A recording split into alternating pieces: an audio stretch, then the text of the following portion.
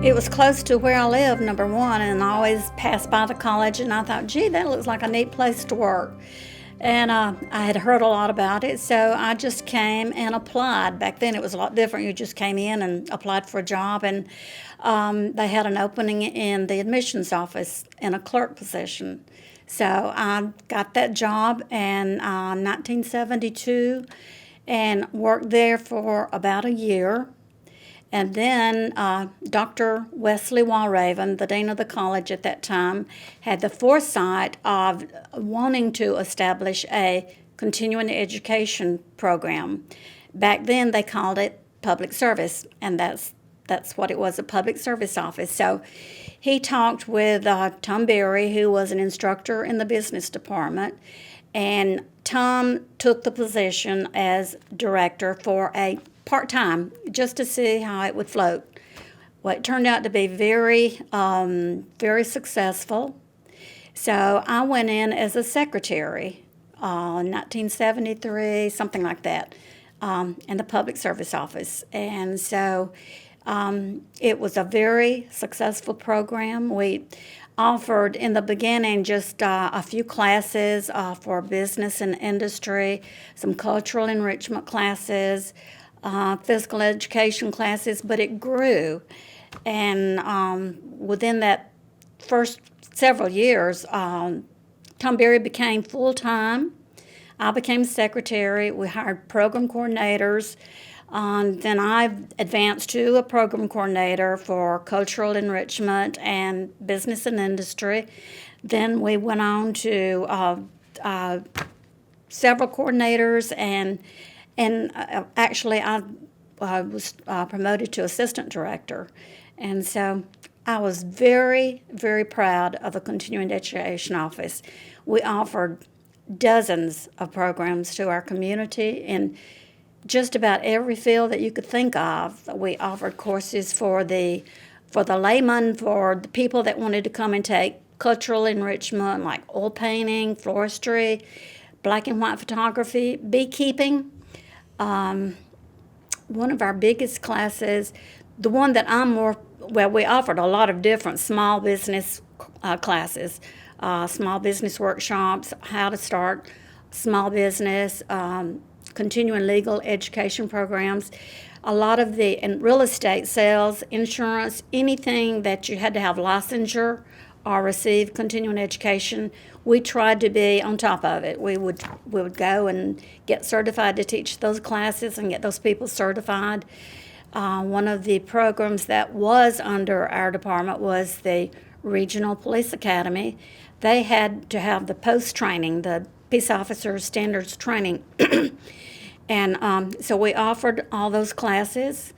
We also got federal grants, for example, the Small Business Development Center. We offered short courses on how to start your own business, how to manage, budget, time management, leadership programs.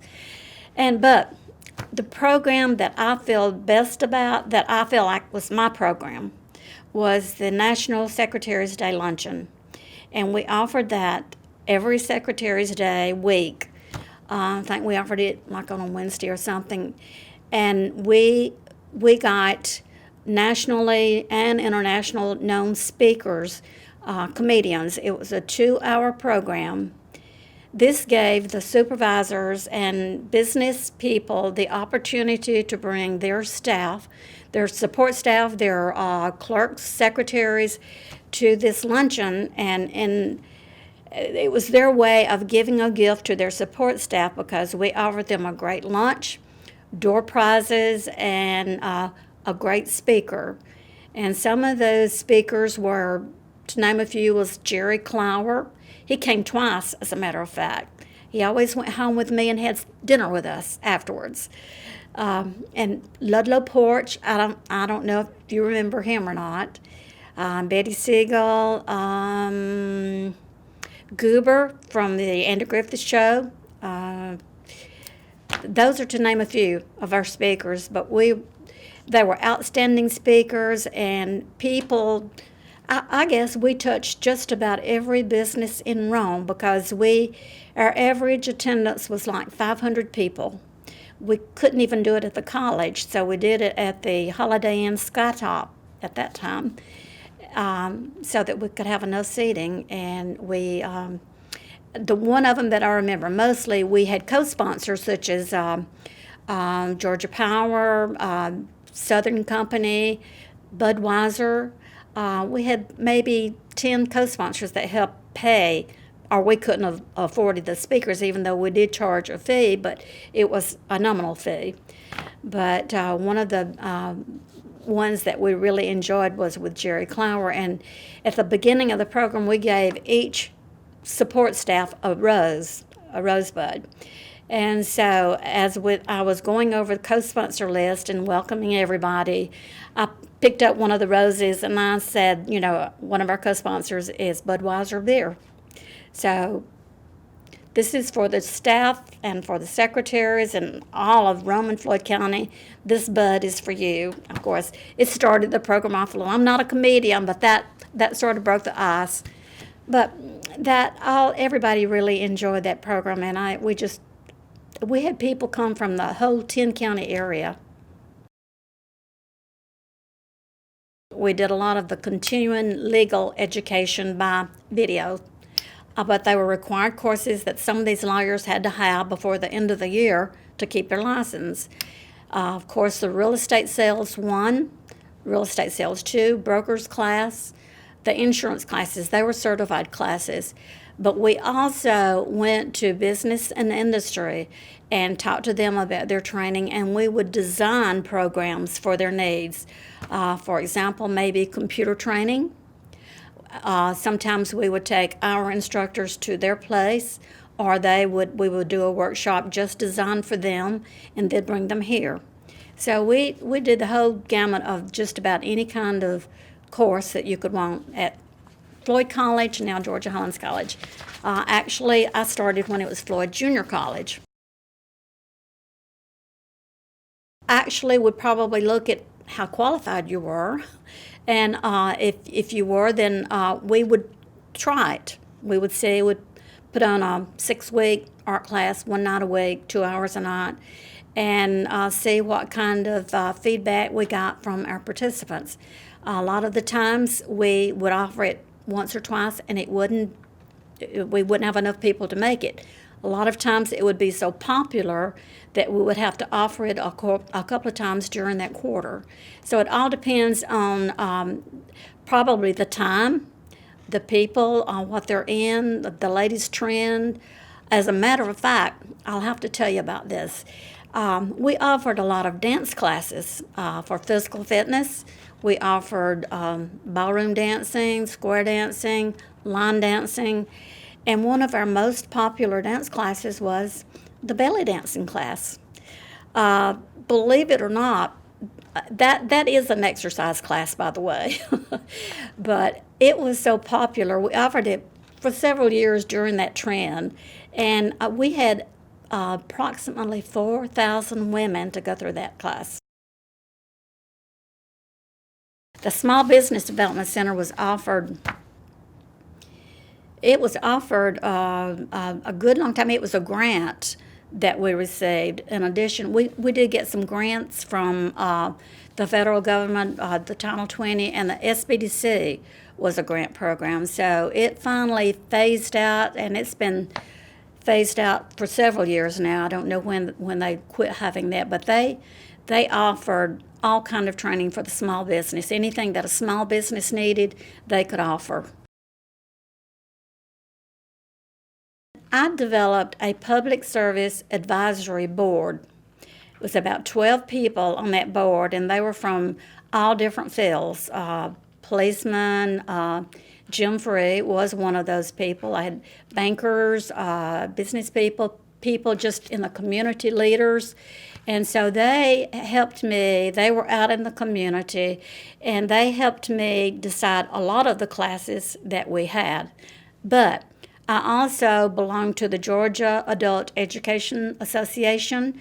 It's a statewide program for all continuing education, and we'd meet twice a year.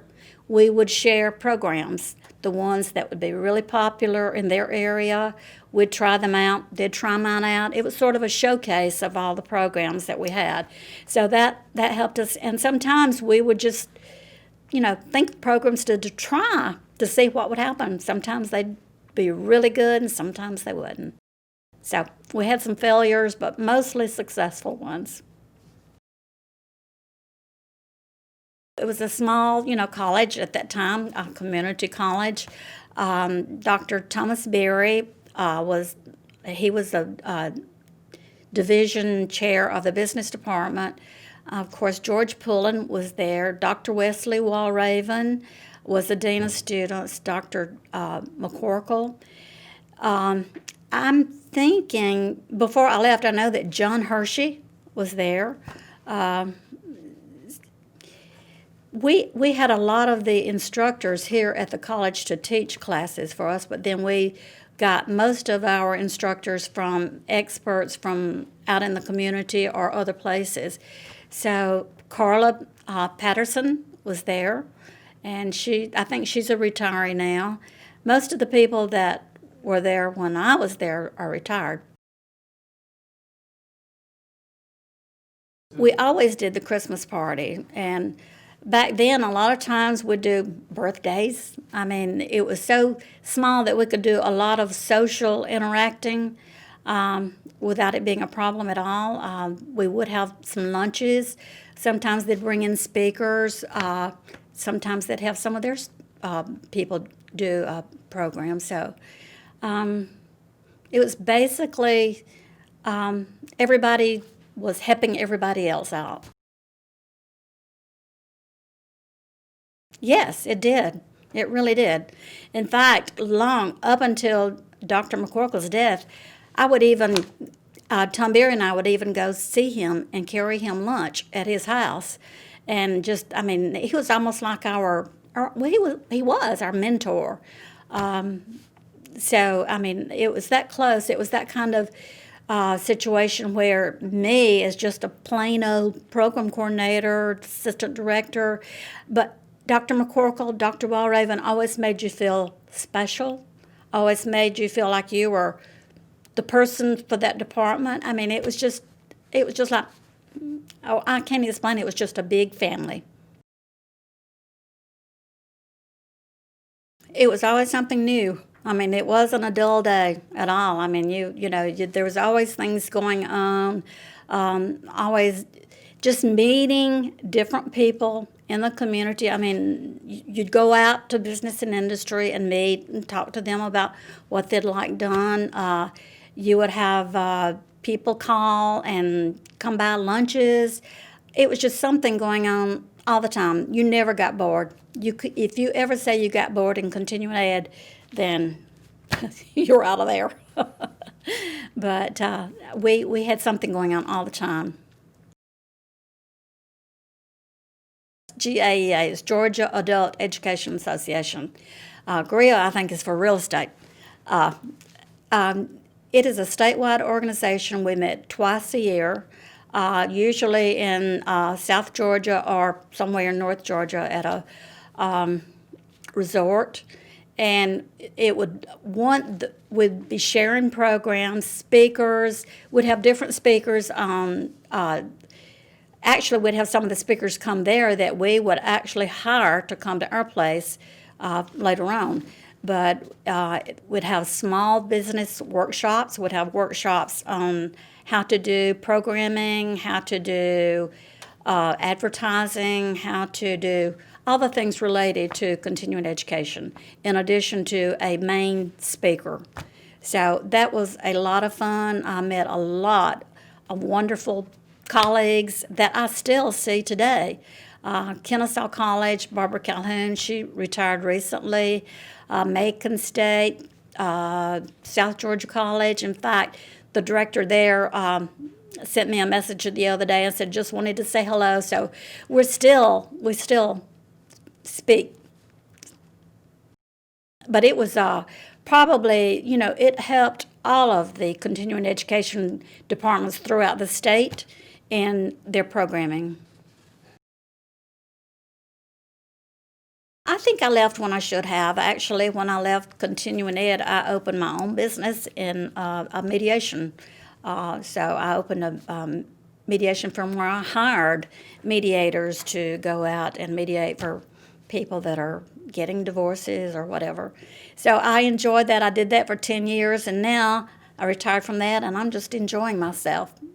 But I did enjoy both Floyd College, Georgia Hollins College, the mediation firm. I've had a great life and wonderful people that's helped me in every area. So I feel good. Actually, the mediation firm that I started was a lot like continuing ed because I was hiring people to, to teach mediation and to mediate arguments, all that. So it was just a different area, and I guess I got that from my family because they're all in law enforcement and lawyers. So it was sort of a shove in. I knew they needed mediations for a lot of their clients, so it was really. But my real joy was in continuing education, and I worked with great people that are really great friends today. I don't know. I guess I was just looking. In 1972, I was like 32. I was looking for something to do that I'd enjoy, and I enjoyed the admissions. It was just it was a job, and it got sort of boring because just paperwork and so I was ready to do something different, and I'll always remember Tom Melton, who is with the college. He is a retiree also. Come to me when I told him that I was going to be leaving, and he said, "I've got a position that I'd like for you to look at. I think you'd really like," something to that effect. And it was the continuing education office, and so I never have regretted that. Never. When we started it, I was on main campus. We didn't even have Heritage Hall at that time. Heritage Hall hasn't always been here. So we were on main campus, but then when we got the Heritage Hall building, we moved up here, which was, at the time, I didn't like it. I liked the main campus, of course. It was change, but it grew on me, and it was a better place to have continuing education classes. Tom Berry, I think he was laterally moved to another position, and George Pullen was with us for about a year, and then Bruce Jones. I think Bruce is a retiree now. I don't think he's teaching. He may be teaching some classes. I don't know. And at one time, Doug Walker worked in continuing ed. I don't know if you knew that or not, but so I still see. In fact, as a matter of fact, we're going to be having lunch with Doug and Bruce in a couple of weeks. So we still, everybody. It was a good time. Well, after I was there like almost 30 years. My children attended classes here. My grandchildren are here. Now I have one.